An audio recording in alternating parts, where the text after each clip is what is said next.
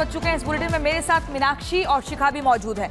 बड़ी खबर के साथ बुलेटिन की शुरुआत करेंगे। दरअसल गैंगस्टर लॉरेंस बिश्नोई को धमकी देने वाले बयान पर पप्पू यादव की बात आपको बता दें, बृजभूषण शरण सिंह ने तंज कसा है। बृजभूषण शरण सिंह कहते हैं कि आजकल फैशन बन गया है, बड़े आदमी को या अंतर्राष्ट्रीय क्रिमिनल को गाली दो और फिर सुरक्षा मांगो।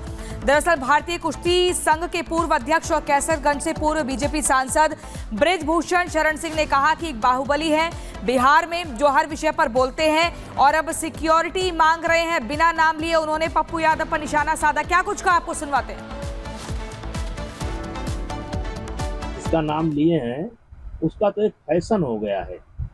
अब देखिए, ये कोई बाहुबली है बिहार के अंदर, एक बाहुबली है कोई बिहार के अंदर जो हर विषय पर बोलते हैं। अब उन्होंने बोला, अब सिक्योरिटी मांगने लगी। यानी देश और समाज में जो विग्रह पैदा करने वाले वक्तव्य हैं, ऐसे लोगों को सरकार को सुरक्षा नहीं देती, क्योंकि एक फैशन हो गया है। किसी बड़े आदमी का नाम लो, बड़े आदमी को गाली दो, किसी अंतर्राष्ट्रीय क्रिमिनल को गाली दो, राष्ट्रीय क्रिमिनल को गाली दो, किसी मजहब को गाली दो, किसी जात को गाली दो और सरकारी सुरक्षा लेकर घूमो।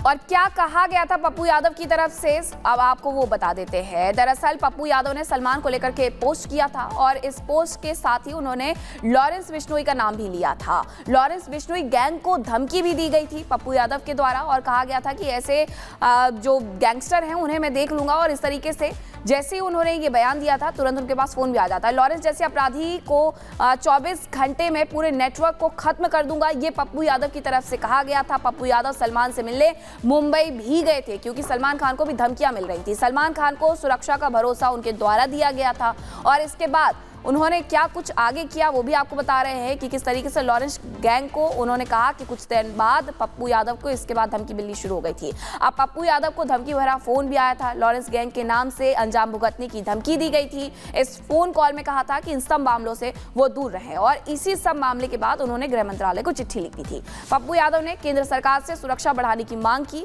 चिट्ठी लिखी और चिट्ठी के जरिए कहा था कि उन्हें वाई कैटेगरी की सुरक्षा मिले और इसी के साथ पप्पू यादव Z+ सुरक्षा की मांग कर रहे हैं। अब उन्हें वाई मिली हुई है और Z+ की वो मांग कर रहे थे और इसी बयान पर बृजभूषण शरण सिंह के द्वारा पलटवार किया गया है और कहा गया है कि अब ये फैशन बन गया है कि सुरक्षा ना देने की गुहार बृजभूषण सिंह ने लगाई है। अब ये बृजभूषण शरण सिंह का जो बयान है वो भी आपने सुना कि आखिरकार उनके द्वारा क्या कुछ कहा गया है।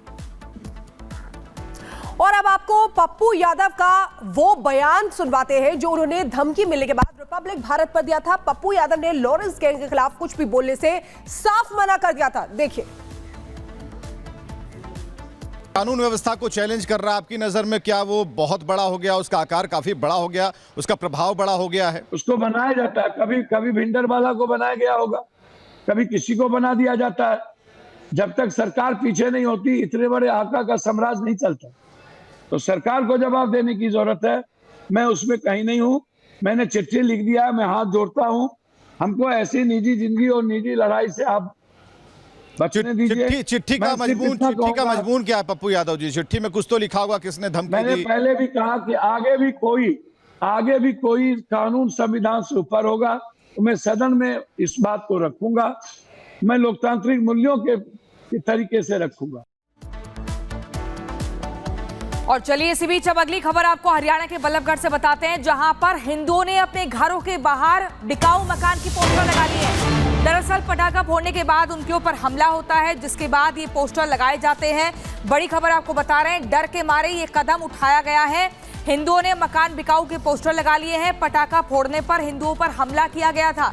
आखिर क्यों हिंदुओं पर हमला किया गया, ये भी एक बड़ा सवाल है। ऐसा क्या गुनाह उन्होंने कर दिया जिसके बाद ये डर गए हैं, हिंदू परेशान हो गए हैं और अपने घर के बाहर बिकाऊ मकान के पोस्टर लगाने के लिए मजबूर हो गए हैं। अब वो रहना नहीं चाहते हैं इस इलाके में, इस घर में नहीं रहना चाहते हैं। पोस्टर देखिए तस्वीरों में लिखा हुआ है ये मकान बिकाऊ है, यानी कि कोई भी खरीदार आए इस मकान को खरीद ले और ये लोग यहाँ नहीं रहना चाहते हैं क्योंकि इनको डराया गया है। दो तस्वीरें आप देखिए, पटाखा फोड़ने पर इन पर हमला होता है, दहशत फैलाई जाती है। किस कदर इन्हें डराया जाता है। और डर के बाद ये लोग, आप देखिए, हिंदुओं ने पोस्टर लगा लिए। इसी पर हमारे संवाददाता लोमस ग्राउंड जीरो पर पहुंचते हैं और उनकी रिपोर्ट आपको दिखाते हैं।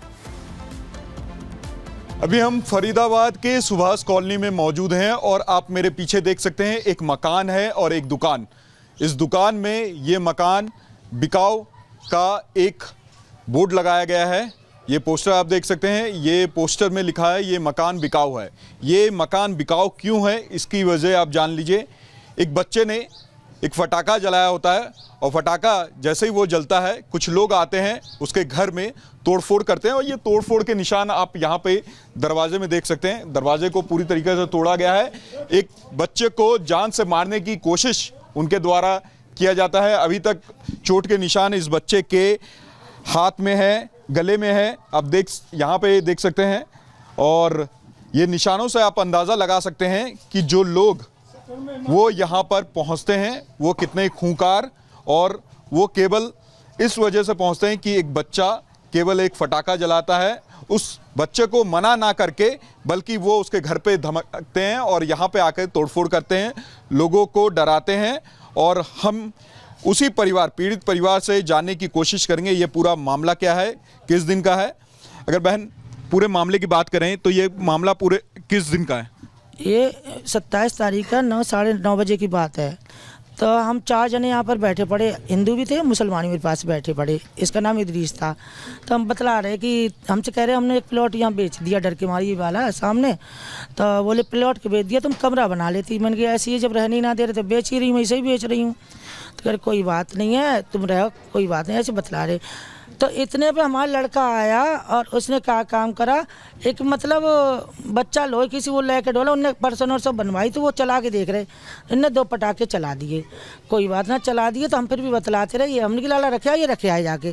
तो झट इतने पे मतलब अपने घर से हजारों गाली दे रहा गेट में से। कौन दे रहा था? राशिद और आशिक बहुत गाली दे रहे, बहुत ही। तो ये हमारे लाली पापा भी नहीं थे ना, बच्चा, मैं बैठी थी अकेली और उनके 4 जने और थे बस बैठे। शाम का समय था कि सुबह? 9:30 बजे रात की बात, 27 तारीख की बात है। तो कोई बात नहीं है, वो गाली देता रहा तो हम इग्नोर मार दिए। हमने कोई बात नहीं है, देने दो, किसको दे रहा पता नहीं, और तू तेरे मार देंगे, तेरे बच्चे को मार देंगे। तो मैं बोली भैया कहा है पटाखो चल गया, कोई परेशानी थी तो मुझे बता देते हैं, मैं तो नहीं चलाने देते, यही मैंने बोला। फिर भैया चला दी।